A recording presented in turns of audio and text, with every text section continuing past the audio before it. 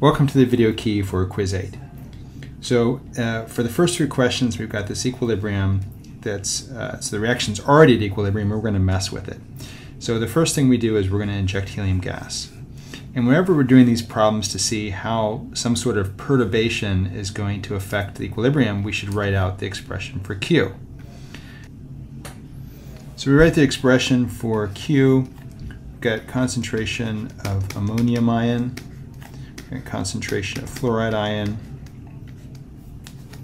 and we've got gases here, and depending upon whether we want to put this in a 1 atmosphere standard state or a 1 molar standard state, we can put these in concentrations or partial pressures. For the purposes of Le Chatelet principle problems, it doesn't really matter which standard state we choose. Okay, so we're going to add some helium gas. Now if we look, helium gas does not appear in any of these concentrations. It's not going to affect the concentrations. So if we imagine we've got these gases up here, and we've got some liquid down here, so it's basically water, and then we've got these ions dissolved in the water. So the question is, if we change this gas composition by putting in some helium, that doesn't affect the concentrations of the ions, and it doesn't affect the concentrations of the gases of interest, right? Because however many moles of gas we have of HF and ammonia gas, that's the number of moles per volume, and the volume of gas didn't change. All we're doing is adding in a third gas. It doesn't affect anything, so it's unchanged. Number 2, what would happen if we added water to the vessel? Okay, now if we add water to this vessel, so now putting water in here, that is going to change the concentrations of the aqueous species. So we can see, oh, I forgot my ion here on this ammonium. So the concentration of the ions are initially going to go down. And if those concentrations goes down, Q is going to get smaller. And if Q is smaller, K is going to be temporarily bigger than Q, and so the reaction is going to go forward. This is all for, I'm going to move this down here. This is for this problem.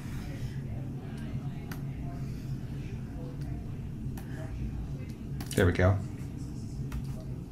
So if the reaction is going to go to the right, the concentration of ammonia is going to go down, right? Because the reaction is going forward. All right, what happens if we compress the reaction vessel?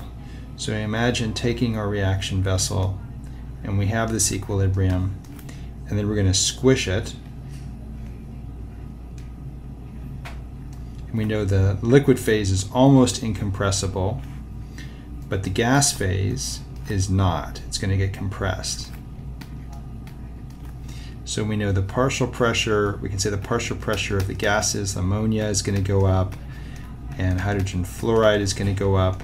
We could also say the concentration of those gases go up, right? Either way, if we increase the partial pressure, we're going to be increasing the concentration. So these they have the same moles of gas and fewer liters to play around in, so their concentration goes up.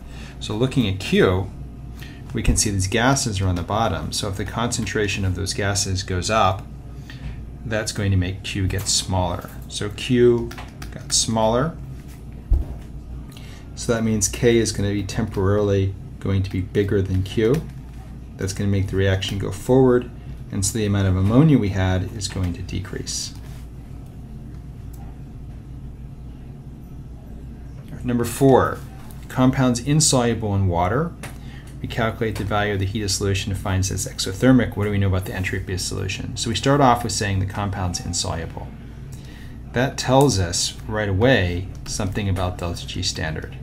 Delta G standard of solution, I'll be specific about which reaction we're talking about here, that has to be a positive number. Another way of saying this is that K for dissolving is going to be less than 1, the K equilibrium for the solution reaction. So for going from solid to aqueous, the K for that is unfavorable. We don't end up with a very high concentration of dissolved stuff. And we could also say delta G standard is a positive number. That would give us a small k. All right, we have that. We also have that the heat of solution is exothermic. So we can say delta H for solution is negative, right? Because this is an exothermic reaction. So we have two pieces of evidence. Now we put those together with delta G standard being equal to L delta H standard minus T delta S standard. So we said this is going to be a positive number, or delta G standard, or delta H standard is a negative number. And if we look at just those two pieces, if we just look at those in isolation, they're in conflict, right? How can we have one be positive and one negative? So it must be this other part is swinging a difference, right? It's turning what should be a negative right-hand side into a positive one. So for that to work, it must be that delta S standard is a negative number. Because if it's a negative number and then we multiply that negative number by negative T, now we have a positive term. And if it's big enough, it can make the whole right-hand side positive. So it must be that the entropy of solution is negative.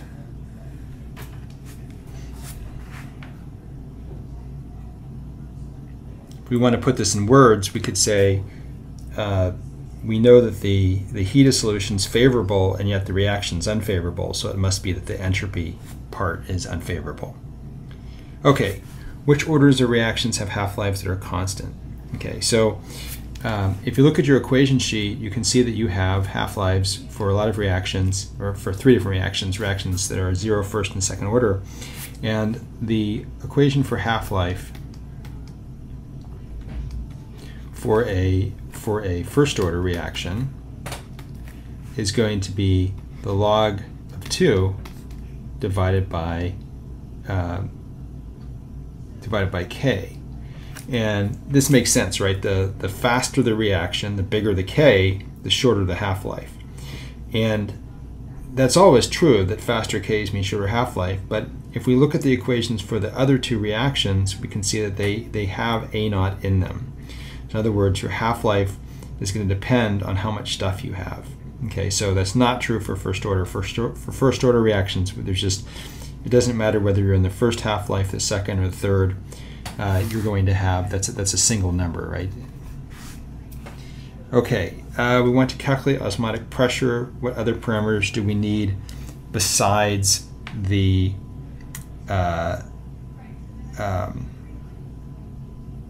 concentration? So osmotic pressure is I times the concentration of solute times RT. Now we can look up R, the gas constant, and we would put that in 0.08206 liter atmospheres per mole per Kelvin, because that's going to give us a pressure in atmospheres. And the temperature we would need, right? We can't figure out osmotic pressure without the temperature, so we better circle that. Okay. What about the concentration? We already said we have the concentration, so that's taken care of.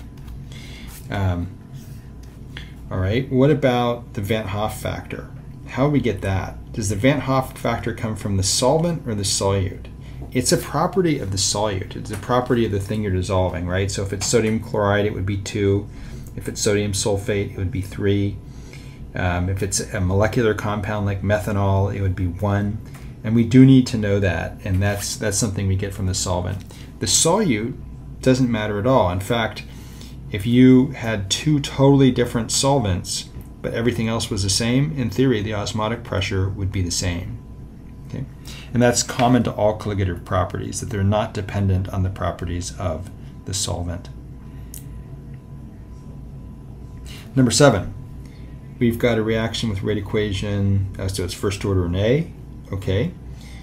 Which parameters change in value when the reactant concentration changes? Okay, so looking at this, so we've got V is equal to Ka, so it's first order in A. So we can see if I increase the concentration, that is going to change the rates. So we can certainly say the rate's going to change, right? If I double A, then I'm going to double the speed of the reaction V, because it's first order. Okay, what about the rate constant? The rate constant is a constant. The only thing we can change the rate constant with is changing the temperature, so not the rate constant. What about the order? Order also doesn't change. If we look at this, there's a 1 here that's just understood. We always write it if it's not 1, but if it's 1, we often just omit it. So that exponent doesn't depend on how much stuff we put in, right? We can change a without that exponent changing. The equilibrium constant, also not going to change, right? So for any reaction, of course, and I would just write an arbitrary reaction here, we could say Q is equal to, let's imagine that these are all aqueous. We have to know the physical state before we write the expression for Q. So it would be concentration of B cubed over concentration of A. And we can see if we change the amount of a reactant, that is going to change the value of Q. So we should circle that. The equilibrium constant can only be changed by changing the temperature, just like a rate constant. So those are incorrect answers. Okay, so here we've got a reaction, and we want to, let me shrink this page a little bit so that we can see it a little better. Okay, we're looking at a reaction, and we can see that this is a reaction that's downhill in energy, so we can right away say delta G standard is negative. And the bottom of that curve is going to give us our equilibrium constant, so that's KEQ. And so we can see we're at equilibrium, right? If we look at that filled circle, it's right at the bottom of the curve. So we have a reaction that's already at equilibrium. So we can say KEQ and Q are the same. Okay, we do all this analysis first, and now we can answer the questions. Okay, what's the size of E for a cell based on this reaction? Well, E has a relationship to delta G. So we can say delta G for a reaction is equal to negative NF E. So if we know the sign of delta G, we can figure out the sign of E. So we haven't figured that out. Let's do that. Well, for reactions at equilibrium, there's no impetus for it to go forward or backward, right? Well, if there's no impetus to go forward or backward, we can say delta G is equal to 0. Another way of saying this is to look at the slope of that curve. We can see the slope at this point is equal to 0, right? The slope of that curve is delta G, so it's negative on the left-hand part of the curve and positive on the right. We're right in the bottom of the curve, and so the slope is equal to 0. So delta G is equal to 0. So if this is equal to 0, that means this has to be equal to 0 too. So another way of looking at this is if this is a cell, it's like a dead battery, right? The chemicals are already all at equilibrium, so there's no net reaction. What about the size of E? Standard. Well, for E standard, we just write the same equation. Let's write it from the point of delta G standard. Delta G standard is equal to negative NF E standard. So we said delta G standard is negative, right? Because the reaction is overall downhill from products to reactants. So if delta G standard is negative, that implies that E standard is going to be a positive number. So E standard positive number means that you've got a cell with a good equilibrium constant, right? So if we start off with reasonable amounts of reactant, we'll get a good voltage. Now in this case, we've gone so far towards products that our battery is essentially dead. So even though E standard is positive, E is equal to 0. What's the size of K equilibrium? Okay. Looking at this, if you have a reaction, let's just write out this relationship, delta G standard is equal to negative RT log of K, and delta G standard is negative. So the only way for that to be possible is if the log of K is a positive number, right? So if the log of K is a positive number, that implies that K equilibrium is going to be greater than 1, okay? And we can sort of see that graphically on our plot, that the K is on the right-hand side, so K is actually greater than 1.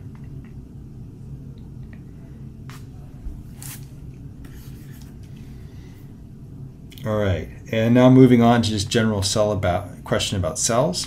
for which type of cell does the reaction occur at the cathode? So it's going to be any kind of cell. So if you use the mnemonic red cat, just like you imagine a picture of a red cat, you will remember that reduction always occurs at the cathode. That's just the definition of a cathode. All right, consider a reaction A goes to P. If the reaction is second order, what are the units for the rate constant? So we can do this, you don't have to memorize this, you can do this with algebra. You say V is equal to K A squared because it's second order. And then we just imagine putting units in here. So for the reaction speed, that's molarity per second.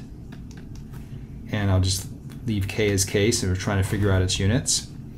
And A is going to be molarity, so we've got molarity squared.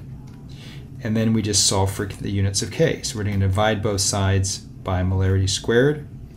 And so we get K is equal to, in terms of units, molarity over seconds divided by molarity squared. So we'll cross those off, and we can see we get 1 over seconds, 1 over molarity. And we typically don't use molarity as a unit like this because it's so easy to confuse with mega, the capital M for mega. So we break it down into moles per liter. So we've got the seconds on the bottom, and then we've got molarity on the bottom, and that's moles per liter. So that's our final answer. So we look for that, and we can see that we have liters per second per mole over here.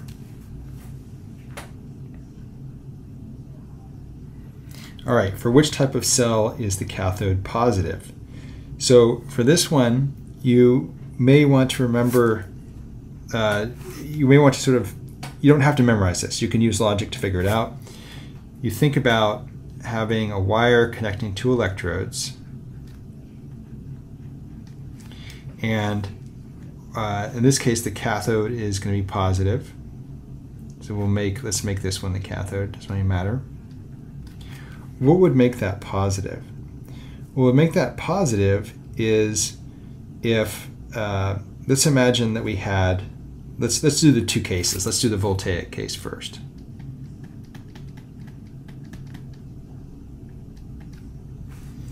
Let's imagine we have a compound that's coming and stealing electrons off.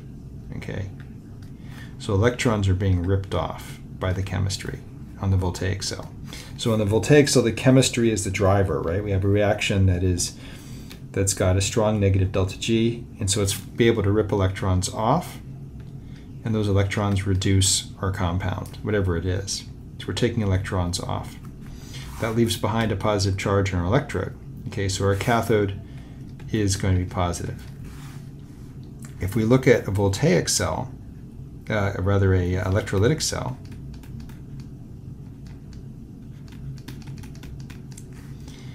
we've got a wire connecting, and we'll have our cathode here.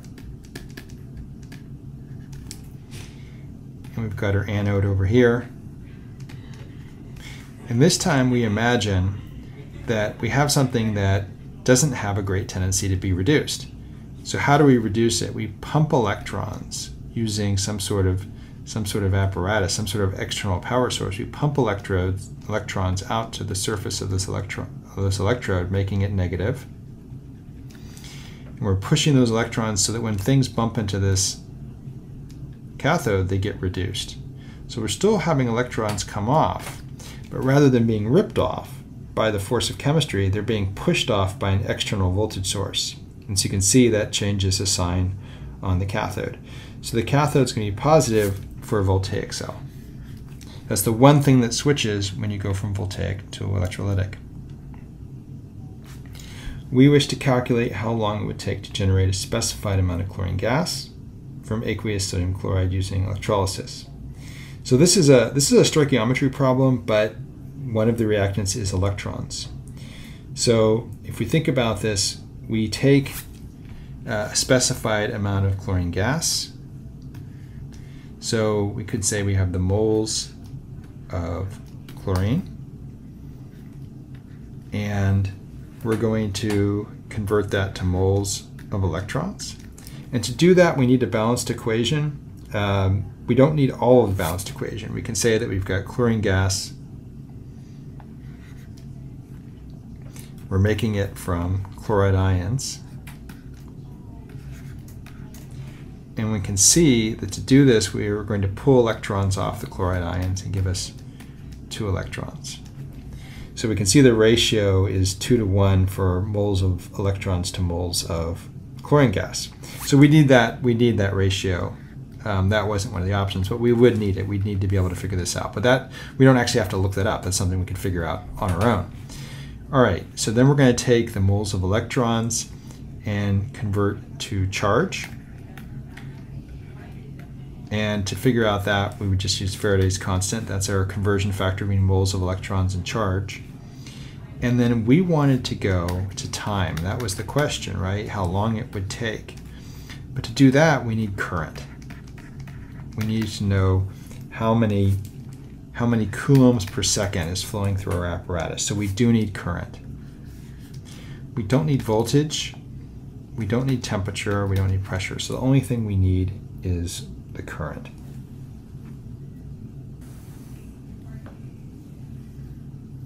Okay, so in this question we've got a plot of the equilibrium constant as a function of reciprocal temperature. And so you remember that this is a Van Hoff plot, right? That the log of the equilibrium constant is equal to negative delta H of reaction over R times 1 over T plus delta S of reaction standard over R. So if we plot our 1 over T as X and our log of K as our Y, that the leftover bits are our slope and y-intercept. Okay, so we can get the value of delta H standard and delta S standard from this plot. So we're given the equation of the line. And so we can say that this is the slope m and this is the y-intercept b. So we set up a little equation for delta H. We said that m is equal to negative delta H standard over r. So we multiply both sides by r. That's going to be negative delta H. So let's multiply both sides by a negative. And we can see delta H standard is negative r times m. Let's do the same thing for entropy. Delta S standard over R is equal to the y-intercept B. So we multiply both sides by R to isolate delta S. Delta S standard is R times B. So we've got 2 expressions, and we can put numbers in and use the numbers to check our algebra. So for delta H, we have to look to see their slope is equal to 1.263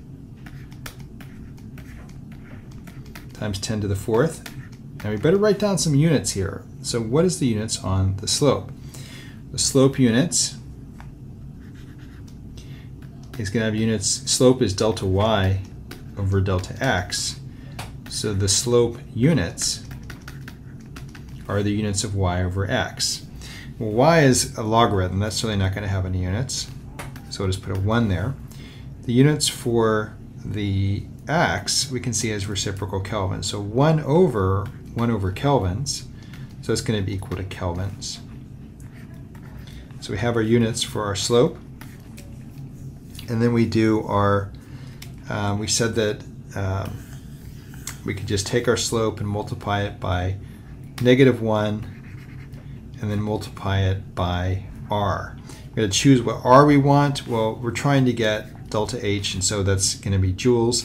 So we'll use 8.314 joules per mole per Kelvin.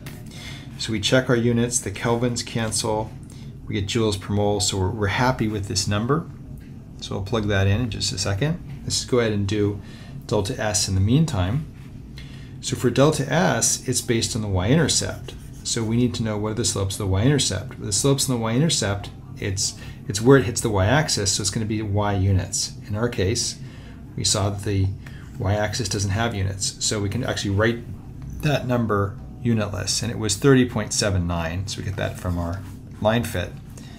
So we go 30.79 unitless, and then we multiply that times our R, 8.314 joules per mole per Kelvin. And once again, we can see R has the same units as entropy, so we're going to end up with entropy units. So we can plug those numbers in now. Okay, why is my mouse not working?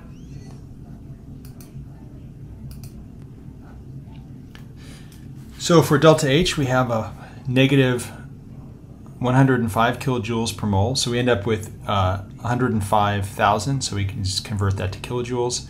And we end up for entropy being 256 joules per mole per Kelvin. Number 16, we're going to build a cell out of a paper towel, some foil, and some charcoal. So this is one that we did a few weeks ago in class, and I went ahead and described it and showed it a schematic just in case you missed that day, so there's not any information you really need from that day. All right, so we have some additional information. One is the reaction. So I'm telling you that what's oxidized is aluminum, right? Because the anode is always on the left under standard cell notation. So we know that we're taking aluminum and forming aluminum ions. So it's getting oxidized. And then we've got oxygen being reduced. So we've got oxygen going to hydroxide. We don't actually have to balance this to analyze it. If you want to balance it, you can either use the balancing method, or you can actually use the half reactions given in the equation sheet to figure out that the oxygen is going to be each oxygen atom is going to be a 2-electron transfer. So as written, it's going to be a 4-electron transfer if we make, for each hydroxide that we make, we're going to, it's 2 electrons. So each oxygen that goes to hydroxide is going to be 2 electrons. So we could balance this if we wanted. We don't need to balance it. We can see that the oxygen's gaining electrons and the aluminum is losing. Okay, so for that, we move on to the qualitative part of the problem. Oh, actually, there's one other part. We have to do our standard cell potential. So to do the standard cell potential, the standard cell potential is the cell potential of the cathode minus the cell potential of the anode. So we need to look those up. We can see the cathode is the reduction of oxygen to form hydroxide, and that is going to be a 0.40 volts. And then we subtract the anode reaction, which is the oxidation of aluminum, and that is a negative 1.66. So we're going to be subtracting a negative. So that gives us 2.06 volts. Okay. All right, now let's get to the labeling part of the problem. Label the anode and the cathode. So we've got this sheet of aluminum foil. It's being oxidized, so this is clearly the anode. And the other conducting object is this activated charcoal, so this is our cathode. We've got a wire connecting them. Okay, so at the cathode, we know we're supplying electrons to oxygen, right? So that means we have to have electrons coming through the wire. So the electrons don't swim through the water in this soaked paper towel, they go through the wire. So we have electrons going this way. Okay, and that's good because we're generating electrons in our anode, right? We know that aluminum ions are coming off and going into this soaked paper towel, and they're leaving behind electrons that are flowing through the wire. Okay, so we did that. And now we have to do what's positive and what's negative. So the aluminum ions, as they leave, they're leaving behind 3 electrons as the ions diffuse off into as the aluminum ions diffuse off into this paper towel, they're leaving behind electrons. And so that's going to end up making this a negative charge. It's going to have a negative. And on the cathode, we can see that the oxygen is coming in and ripping off electrons. There's also water as another reactant. I'll put that there. to make hydroxide ions. So if it's pulling electrons off, that's going to leave behind a positive charge here. Okay. That positive charge is going to attract electrons through the wire, and hence we get a flow of electrons through the wire. Now, you'll notice that we're taking aluminum ions and adding them to the anode side of this reaction. So we're adding positive charge. Okay, so we have to replace that with negative charge, and so the chlorine ions that are in the saltwater soaked paper towel are going to go that way, and sodium ions are going to go the other way, because we're going to have a shortage of charge, of positive charge on the cathode side. So the two ions travel in opposite directions, and so we end up with this net flow of negative charge in a loop like that. On part of the cell it's done with electrons through the wire, and part of its cell it's done through chloride ions through the paper towel. And we have a positive charges going the other way, the aluminums and the sodiums. I didn't ask for the chloride, so you just needed to draw the sodiums. And that's it for the annotating electrical cell question. Okay, initial rate data. How can we figure out the rate equation? All right. So we know K is equal, in this case, or I should say the V is equal to K, A to some constant, B to some constant. So I'm telling you that it's going to be a simple rate equation like that. You have to find alpha and beta. So in the first experiment, we can see we kept A constant, but we cut B in half. When we did that, we could see our rate cut in half too. So the factor of a half must have been raised to the exponent 1. So we can say that it looks like beta is equal to 1. The second, or the first and the third reaction or trials, we can see that we kept B the same between the second and third, between the first and third, but we changed A. It was cut in half. But notice our rate was not cut in half. It was cut by a factor of 4. So how do we get a factor of 4? Well, if we square a factor of 4, we get a fourth, right? So we can see the concentration factor was half, right? The new concentration is half what the old concentration was, but the new rate is a fourth of what the old one was when we compare trials 1 and 3. So 1/2 squared is 1/4, so we can say alpha is equal to 2. So writing out the rate equation, we write K A squared B to the 1. Oh, this is supposed to be squared. Okay, you can also use the sort of log method that we did for our rates in class, and that's fine too. Okay, the final question, the algebra question. So we drop a mass of very hot solid copper into a cup of barely warm water. So first we could draw a picture. The cup is insulated, maybe draw some styrofoam or something. And we're going to take our copper block and drop it in. Okay, we've got a picture. Now we have to think about the phenomena. Let's look at the water first. Let's look at T for the water and Q for the water.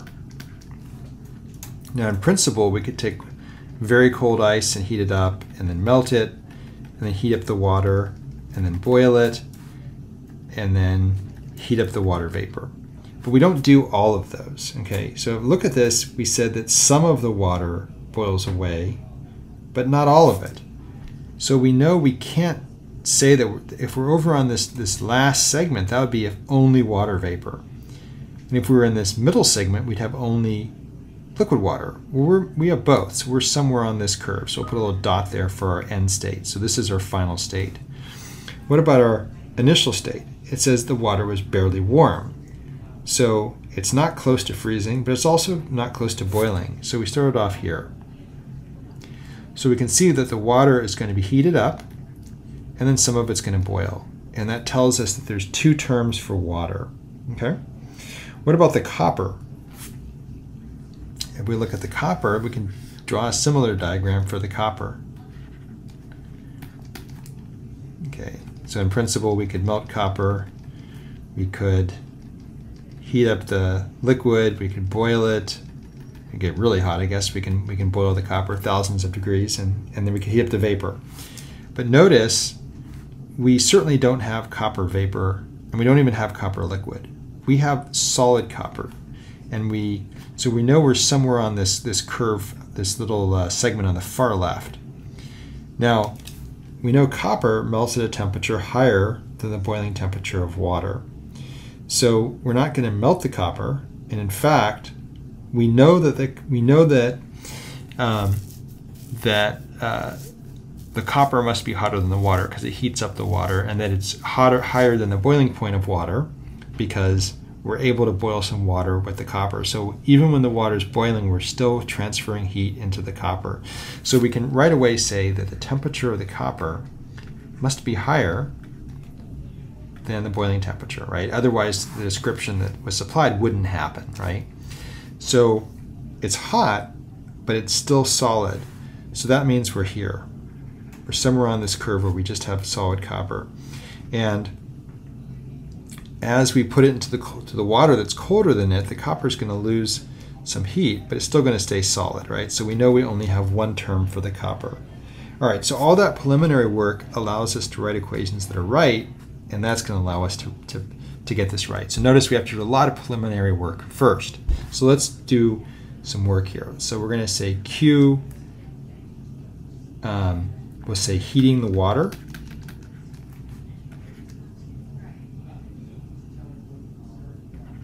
So heating up the liquid water, plus we've got some heat for boiling the water.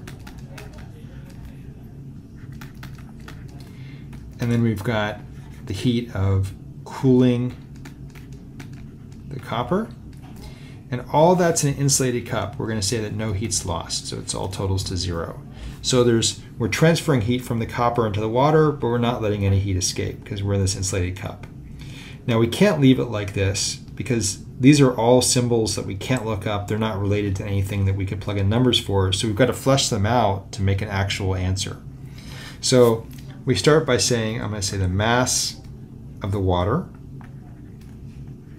the specific heat of the water, and delta T for the water.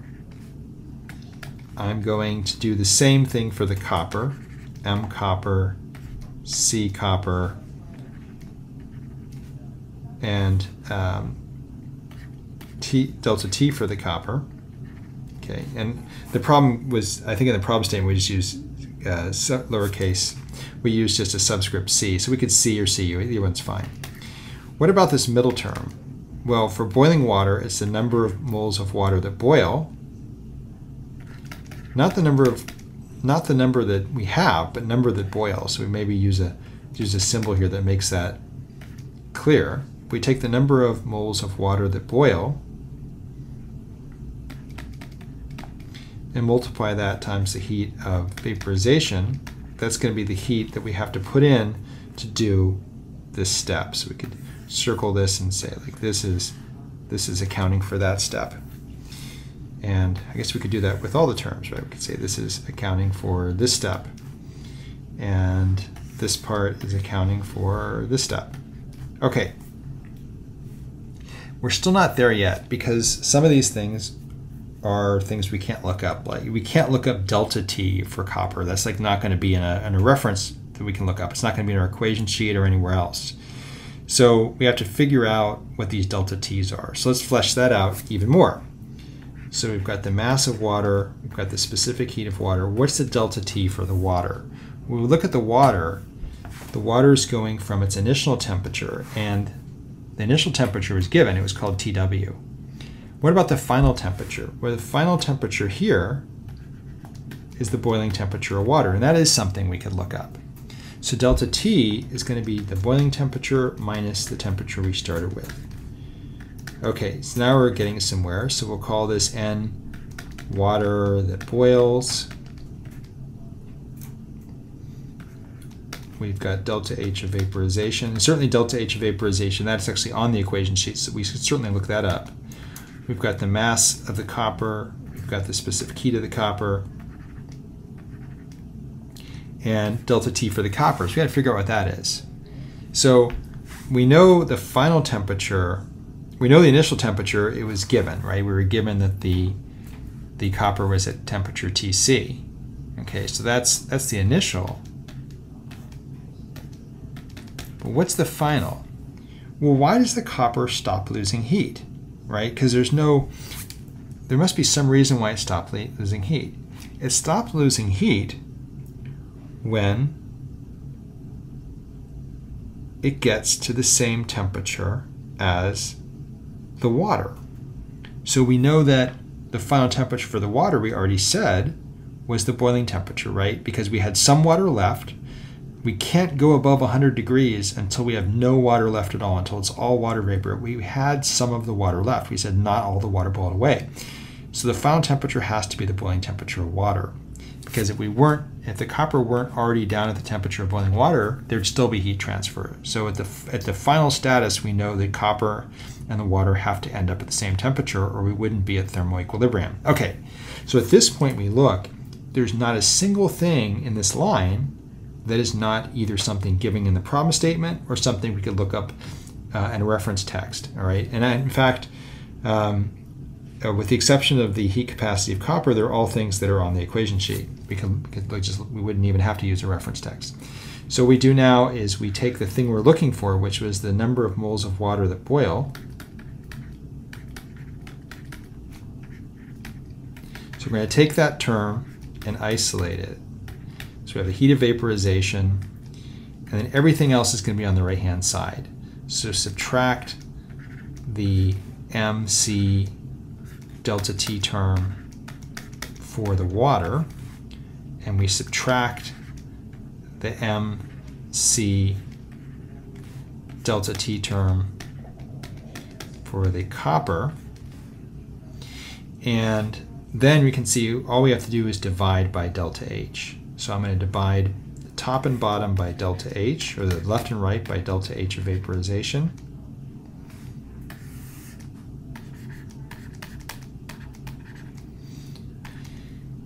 And so those are going to cancel, and so I have my answer. I have the moles of that. And even though I'm not going to calculate a number, it's a good idea to plug in units to make sure the algebra is right. So let's plug some units in to make sure. So if we look at one of these MC delta T terms, they're both MC delta T terms, so their units are going to be the same, which is good, because if you add terms together or subtract terms, they have to have the same units. So we have the same units, that's good. But do they work out? So let's go ahead and see what we have here. So we've got M, that'd be grams. We've got C, that might be joules per Kelvin per gram. We've got our delta T. We could put that in either grams or kelvins. We could put it in degrees C or kelvins. And the bottom we have our energy, which it could be in kilojoules per mole. We could also convert it to joules per mole. All right, now I see if there's anything we can cancel. Well, the grams cancel, the kelvins cancel. So we have joules on top of the top, we have joules on top of the bottom. And so what we have is we have joules, we have 1 over moles. We have reciprocal moles on the bottom, so this is like dividing by 1 over moles, and we can see that's going to be units of moles. And we wanted to get the number of moles of water that boils, so our units work out. We're not done yet, though. Let's see if it makes sense. This says that the more copper we have, the more copper, the mass of copper is over here, the more copper we have, is that going to make the number of moles negative? No, we have to be careful, because if we look at this term here, this term is going to be negative, right? Because we said that the copper was hotter than the boiling point of water. So that means that since that term's negative, that the overall term is going to be positive. So this is the term that drives the boiling of water. So the more hot copper we have, also the hotter the copper, the bigger this part is over here, the more that we're going to have water boil. Okay, that makes sense. What about this other term?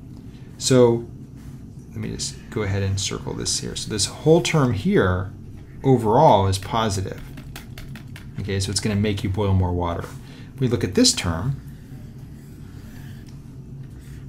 This term really is negative, right? Because the temperature of water that we started with is less than the boiling temperature. So that thing in this part here is going to be positive. So we have positive times positive times positive times a negative sign. So this is all negative. So this term is going to make you boil less water. And notice this says that if you have a whole lot of water, you're not going to boil as much of it, right? So in fact, if you imagine taking that lump of hot copper and throwing it into a swimming pool, it might not boil at all, right? Because the temperature wouldn't, the heat capacity of that water would be so high, it wouldn't even go up enough. It might just go up a degree or something like that. But if we put it into a small container, the temperature would rise enough that it would get to 100 degrees and then start to boil. So that makes sense. What about having delta H on the bottom? This says that, imagine raking delta H of vaporization, instead of being 40 kilojoules per mole, let's imagine that it's 400. That means it's hard to boil water. It takes more energy. Well, the more energy it takes to boil the water, the less water you're going to boil. So it makes sense it's on the bottom. So you want to do that with every algebra problem you do. Anytime you make an analytical solution, don't just check the units, check to make sure things make sense. And that's a great way to check to see if your algebra is good. All right, that's the end of the key. Thank you for watching.